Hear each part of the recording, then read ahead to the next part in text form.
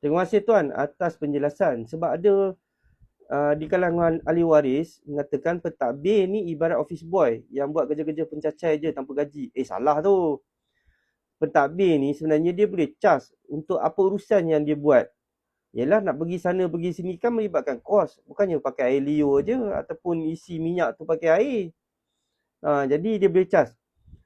Lepas tu bila cas tu tengok yang cakap-cakap tu dia nak bayar ke tak. Kadang-kadang macam tu lah bila orang dah buat free dia cakap macam-macam kan. Cas je. Kalau tak cas tak payah buat. Aduh. Saya yang jadi pentadbir ni pun saya cas juga. Yelah, melibatkan masa, pengetahuan, lepas tu komitmen lagi.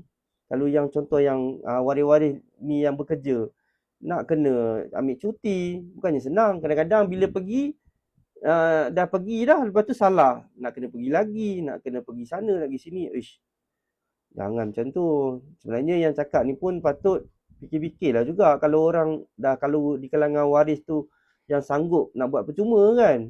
Maksudnya, yelah, percuma lah dia buat. Tapi janganlah kata macam ni, tak patut lah.